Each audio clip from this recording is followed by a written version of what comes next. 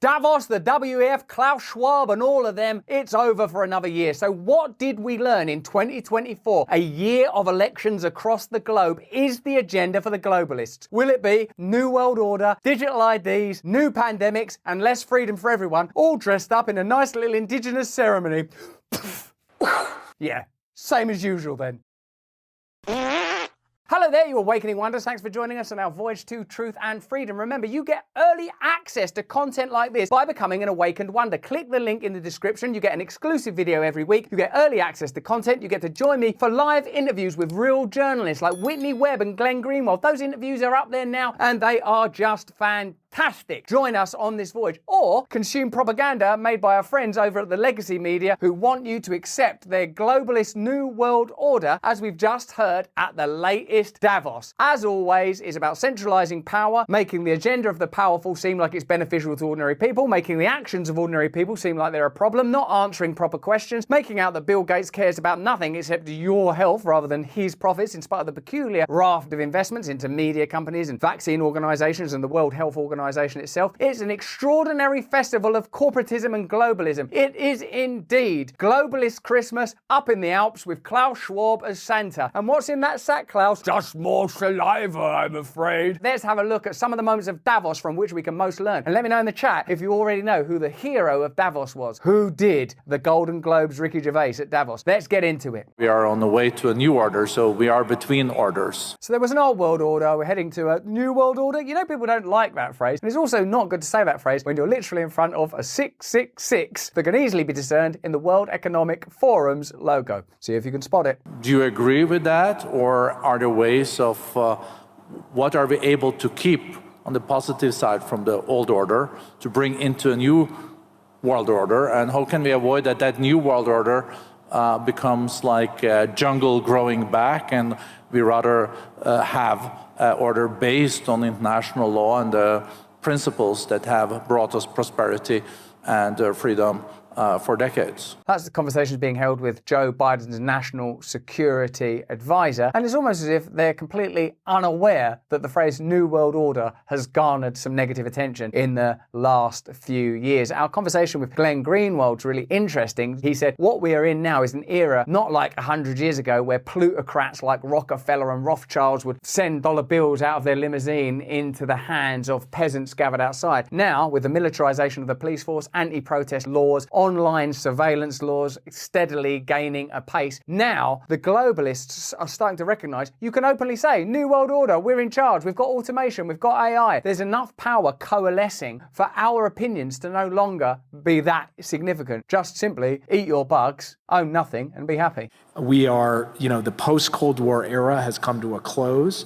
We're at the start of something new. We have the capacity to shape what that looks like, and at the heart of it will be many of the core principles and core institutions of the existing order. That's good, because we don't want to radically alter any of those systems that seem to be forming a yoke across the shoulders of many of the world's people, making us feel that we're living in total spiritual decline, watching the infrastructure of our nations fall apart, a kind of total existential crisis where meaning seems to have been totally extracted. Want to protect those institutions of power at all costs. Adapted for the challenges that we face today. And that's a lot of what I tried to lay out in my remarks. Some of that goes to geopolitics and how we build or update the international economic order in ways that address the needs of working people, address the climate crisis. The needs of working people, always a priority. Here's Tedros Ghebreyesus talking about the WHO treaty, which will give unprecedented power to the WHO, and how you can be protected from the mysterious disease X. And then the other key in order to have better prepared and to address the disease X is the pandemic agreement. The pandemic agreement can bring all the experience, all the challenges that we have faced, and all the solutions into one. All of them? Will it bring the information about excess deaths that many of us crave? Will we talk about adverse injuries that may have been caused by some of the medications? Will we be talking about the efficiency of lockdown measures? Will we be talking about the impact of lockdowns on the psychology of young people, the impact of lockdowns on businesses and existing cancer and heart care patients? Or will we simply be saying, there's another pandemic, get in your houses and take this medication that Bill Gates and his mates have invented? It sounds like that, doesn't it? Even though Tedros actually seems like a sweet person and doesn't have the same glow of upheaval that seems to surround many of the participants at Davos, I still have some concerns about bringing all that experience together when it was such a bloody awful experience. And that agreement can help us to prepare for the future in a better way, because this is about a common enemy. Yes, you're the common enemy. Or depending on how you look at it, they are the common enemy. And without a shared response, starting from the preparedness, we will face the same problem as COVID. And deadline for the pandemic agreement is May 2024. Put it in your diary, sign some petitions, because that's what democracy is now, signing a petition online. And member states are negotiating. This is between countries.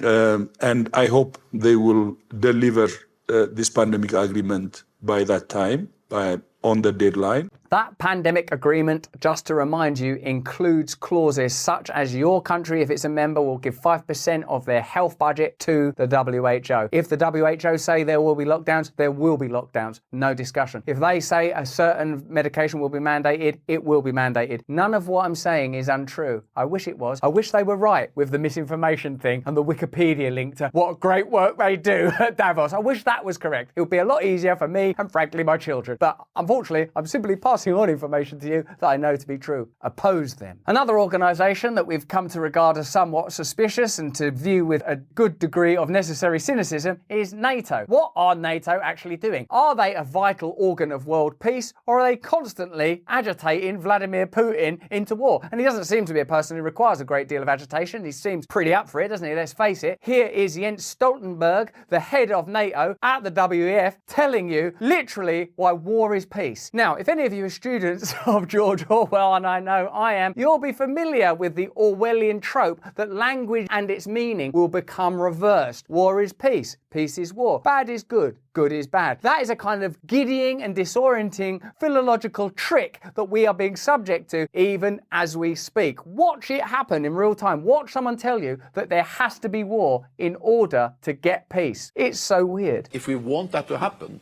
a peaceful, just end to this war, the way to get there is more weapons to Ukraine. So the more credible we are in our military support, the more likely it is that the diplomats will succeed. You have to give more weapons to Ukraine to continue the war, to get peace. Peace is on the other side of war. The missiles go in and they explode all of that war, and underneath all of that war is peace. So you might think, if you're an idiot, that giving money to Raytheon and Lockheed Martin, that there might be some other agenda behind that. What with the Pentagon failing 6 consecutive audits and $2 trillion are seemingly wasted in Afghanistan? Wasted? Oh, it's so much nicer now than before the Afghanistan war. Do you remember before the Afghanistan war? All of that Afghanistan up in your grill, wasn't it? Afghanistan. But since that $2 trillion of your money was spent, it's much better. So you see, war equals peace. See? Do you see it now? Maybe you didn't go to university. What it is you don't understand globalism. It's because you're stupid. You're probably, what, do you vote for Brexit and Donald Trump? You're stupid. You've not understood stuff. War, it's all people. You're in a war, look. I'm just dozing off. I'm just like, more money for Raytheon. Do you understand it now? You just don't get it. You're a bloody conspiracy theorist. Aging is inevitable, but what if it wasn't? The great news is we have a lot more control over the aging process than we previously thought. Many of you may have heard it's possible to slow down aging and even reverse it. That's why I use Verso. I take Cell Being, a product formulated with a strategic blend of ingredients aimed at fighting the effects of aging by boosting NAD+ levels. NAD+ is responsible for energy production in cells, but levels decrease as we age. High NAD+ levels can significantly enhance metabolism, repair damaged DNA, and boost energy production in key areas. After taking Cell Being for some time, I've noticed more energy, improved cognition, better sleep. Verso publishes third-party testing from each batch produced to guarantee you are getting what you pay for. Head on over to ver.so and use coupon code RUSSELL at checkout to save 15% on your order. Or go to ver.so/Russell. 15% off. Right, let's get back into saving the world together.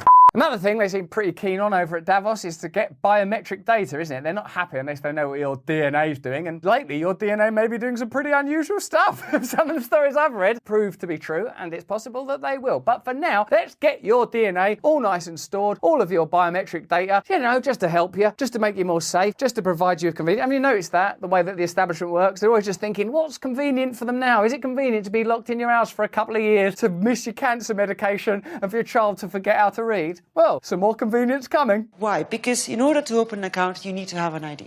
Right. And I have to say that when I started this job, there were actually very little countries in Africa or Latin America that had one ubiquitous type of ID, and certainly that it was digital, and certainly that it was biometric. And we've really worked with all our partners to actually help that being to grow this. Help Africa, get it up there into biometric data. Do you think when sort of funding from the Bill and Melinda Gates Foundation crops up in some part of India or some African nation, think helps are coming? What I've learned, getting perspective from people inside those former colonial territories, they don't want that type of help. What it seems to be is, oh, you hungry? Yeah. Is your economy in trouble? Right, good. We'll give you some money as long as you comply and help us do this sort of study on biometric data, which, by the way, we will be implementing in a Western country down the road, saying, oh, it worked really well when we did it in this place in Africa where they had no bloody choice because they wouldn't give you any medication or food if you didn't participate. That's what that gesture means. Do it yourself, I've got to save some Africans. And the interesting part of it is that, yes, it is very necessary for financial services. Not just financial services. Yes, we could debank you. Yes, we could shut down your finances, but that's not the extent of the power. We could stop you travelling, getting on trains, going anywhere, consuming goods. All of these things are possible if you have control of people's data. Don't worry about what Edward Snowden said. He's just safely relaxing in Russia now. Don't worry about the revelations of Julian Assange. Put that all out of your mind as if you've just participated in an indigenous ceremony. Poof! And had all your memories blown away. But not only. So, it's also good for school enrollment. It's also good for health, who actually got a vaccination or not. Oh, you didn't get a vaccination. Oh, your kids aren't at school. You're not an obedient little prisoner of the state. Poof! Poof. It's very good to get your subsidies, from the government. Did you want that subsidy? Yes, please. Poof! Poof. So this has not only effect to the financial services. It's a very important issue. One person, of course, bucked the trend of Davos by turning up there with some minerals, with some stones, and with some lyrics, even if you don't entirely agree with Javier Milei's solution to global problems. It's pretty clear that he's taken an oppositional stance to the general flow of information from those alpine peaks. Good afternoon. Thank you very much. Today, I'm here to tell you that the Western world is in danger. Unfortunately, in recent decades, motivated by some well-meaning individuals willing to help others, and others motivated by the wish to belong to a privileged caste. Jeffrey Epstein is your friend. You did it. I didn't. You did it. Shut the f*** up. The main leaders of the Western world have abandoned the model of freedom for different versions of what we call collectivism. We're here to tell you that collectivist experiments are never the solution to the problems that afflict the citizens of the world. Rather, they are the root cause. Get him off! He's ruining my party! This is my birthday party! Look, the cat is upset! My saliva's drying up! Get him off the stage! Ixnay with the anti-globalism, eh? Now, I happen to be a person that's quite sympathetic to indigenous cultures, shamanism, accessing the great and divine mysteries that undoubtedly lie the material world, that demonstrate perhaps that we're all connected by a limitless consciousness, and perhaps consciousness preceded matter, and through ceremony and ritual, we can access these deep powers. What I also think, though, is people at Davos don't care about that stuff, and they just want to look sort of a bit woke, and like they care about indigenous people, when we all know that they have an agenda that's about the preservation and protection of power and increasing dominion, rather than how can we help the native people of Guatemala?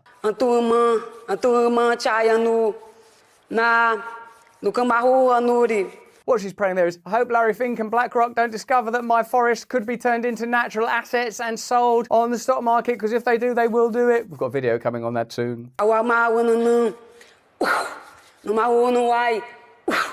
should I?